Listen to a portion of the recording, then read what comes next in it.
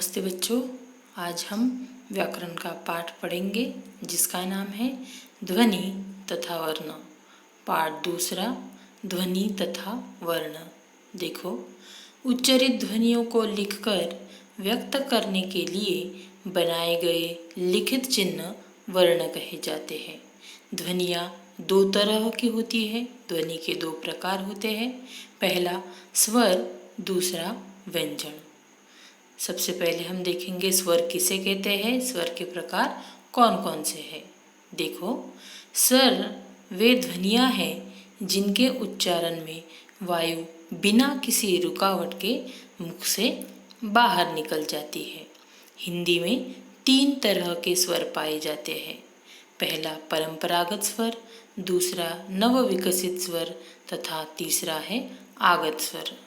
पहला परंपरागत स्वर। संस्कृत से सभी प्राप्त स्वर परंपरागत स्वर कहे जाते हैं।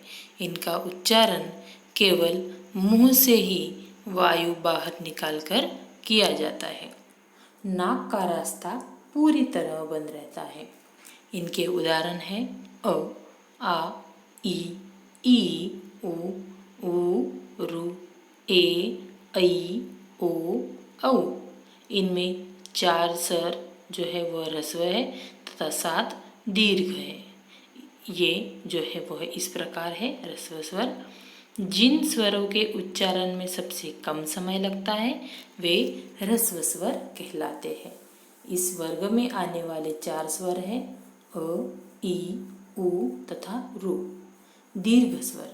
ह्रस्व स्वरों की तुलना में दीर्घ स्वरों के उच्चारण में लगभग दुगुना समय लगता है। इस वर्ग में आने वाले 7 स्वर होते हैं आ, ई, उ, ए, ऐ, ओ, औ।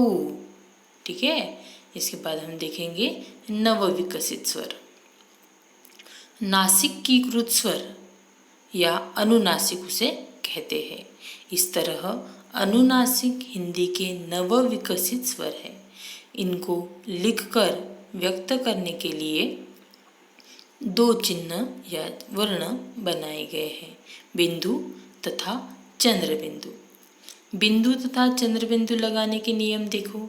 पहला, जिन स्वर वर्णों के शिरोरेखा के ऊपर खाली स्थान रहता हो, अर्थात मात्रा चिन्ह का कोई भी अंश न हो, उनके ऊपर चंद्र बिंदु लगाया जाता है।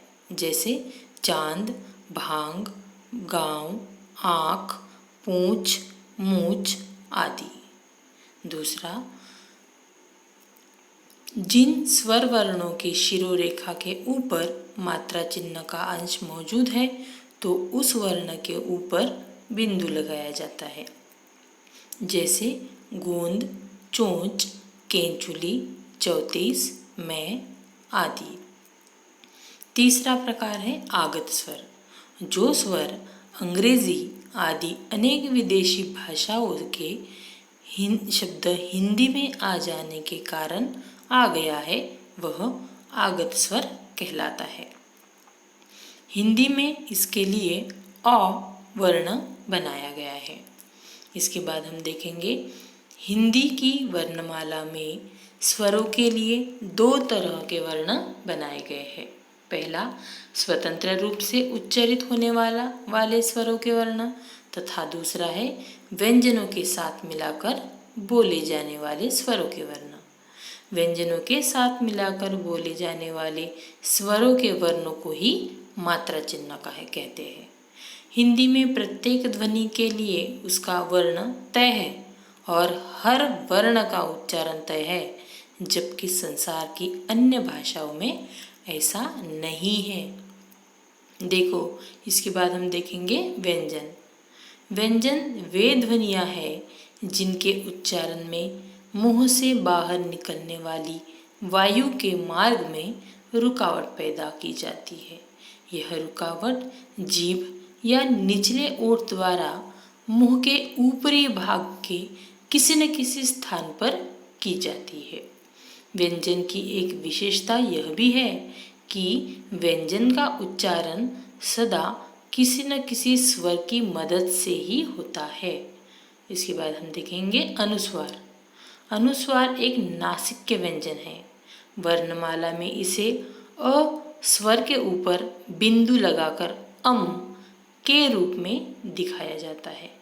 इसका उच्चारण इस बात पर निर्भर करता है कि शब्द में यह किस स्थान पर प्रयोग किया जा रहा है।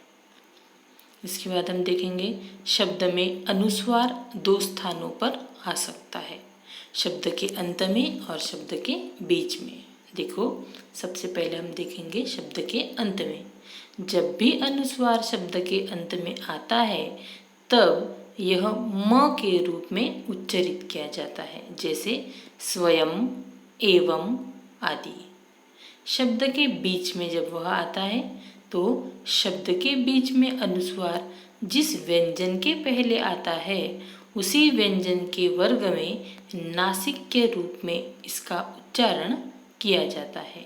जैसे क वर्ग के समस्त व्यंजनों के पहले इसका उच्चारण ड के रूप में, च वर्ग के व्यंजनों के पहले य के रूप में, ट वर्ग के व्यंजनों के पहले ण रूप में, त वर्ग के व्यंजनों के पहले न रूप में तथा प वर्ग के व्यंजनों के पहले म रूप में इस प्रकार अनुस्वार का उच्चारण किया जाता है।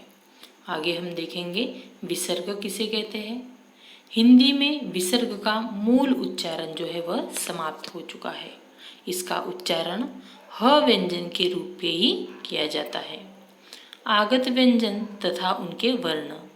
हिंदी में जिस तरह से विदेशी भाषाओं के शब्द आ जाने के कारण अ स्वर का आगम हुआ, उसी तरह दो व्यंजन ध्वनियाँ भी आ गई है। इसके लिए हिंदी की मानक वर्तनी में परंपरागत वर्णों के नीचे बिंदु यानी उसे हम कहते हैं नुक्ता लगाकर नए वर्ण भी बना लिए गए हैं, जो इस प्रकार है ज और फ।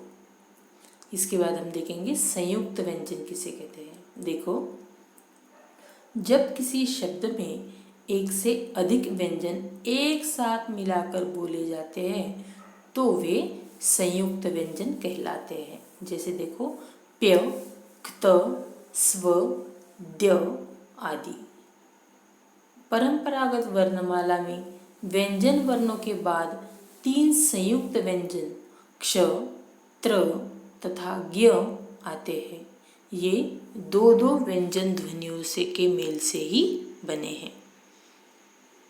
दूसरा प्रकार हम देखेंगे नव विकसित व्यंजन। जैसे हमने देखा परंपरागत पहला, उसी प्रकार दूसरा है नव विकसित।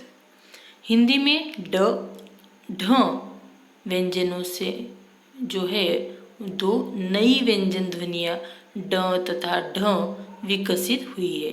हिंदी के शब्दों में ड, ढ व्यंजन केवल शब्द के आरंभ में ही आते हैं, जैसे डलिया, डमरू, डर, ढक्कन, ढीला, ढेर आदि। आगे हम देखेंगे कि वर्ण विच्छेद किसे कहते हैं। देखो, शब्द के प्रत्येक वर्ण को अलग करके लिखना वर्ण विच्छेद कहलाता है। जैसे कुछ उदाहरण दिए हुए हैं यहाँ पे, अमन अ अधिक म अधिक अ अधिक न अधिक अ तो होता है अमन। धर्मात्मा ध अधिक अ अधिक र अधिक म अधिक आ अधिक त अधिक म अधिक आ। इसके बाद है युधिष्ठिर य अधिक उ अधिक ध अधिक ई अधिक श अधिक ठ अधिक ई अधिक र अधिक अ तो होता है युधिष्ठिर। क्रम क अधिक र अधिक अ अधिक म अधिक अ और है थर्मस थ अधिक अ अधिक र अधिक अ अधिक म अधिक अ अधिक स अधिक अ। इस प्रकार हमें क्या करना है, हर एक व्यंजन और स्वर को अलग अलग करके लिखना होता है, जिसे हम वर्ण विच्छेद कहते हैं। ठीक है। इसके बाद हम देखेंगे वर्ण संयोजन। जैसे हमने सभी व्यंजनों को और स्वरों को अलग किया, उसी प्रकार उसे जोड़कर जो हम शब्द तैयार करते हैं उसे कहते हैं वर्ण संयोजन। देखो, वर्णों को जोड़कर शब्द बनाने की प्रक्रिया को वर्ण संयोजन कहते हैं। जैसे चक्रधर का देखो क्या होगा, च अधिक अ अधिक क अधिक र अधिक अ अधिक ध अधिक अ अधिक र अधिक अ, तो होता है चक्रधर। उसके बाद है दूसरा कृतघ्न, क अधिक रु अधिक त अधिक अ अधिक घ अधिक न अधिक अ, तो होता है कृतघ्न। इसके बाद है आविष्कार, आ अधिक व अधिक ई अधिक श अधिक क अधिक आ अधिक र अधिक अ, तो होता है आविष्कार। इसके बाद है श्रमिक, तो श्र जैसे कि हमने देखा कि वह क्या है, संयुक्त व्यंजन है, दो व्यंजनों से बना हुआ है, इसीलिए यहाँ पे श्र का है जो दो व्यंजन दिए है, श अधिक र अधिक अ अधिक म अधिक ई अधिक क अधिक अ, तो होता है श्रमिक। और लास्ट है परिवर्तन, प अधिक अ र अधिक ई अधिक व अधिक अ अधिक र अधिक त अधिक अ अधिक न अधिक अ। तो इस प्रकार हमने वर्ण संयोजन देखा। तो इस प्रकार हमने इस पाठ में क्या क्या देखा, वर्ण संयोजन करना, वर्ण विच्छेद करना, और जो भी ध्वनियाँ है उनके जो स्वर और व्यंजन है उनके जो प्रकार है वह देखे। धन्यवाद।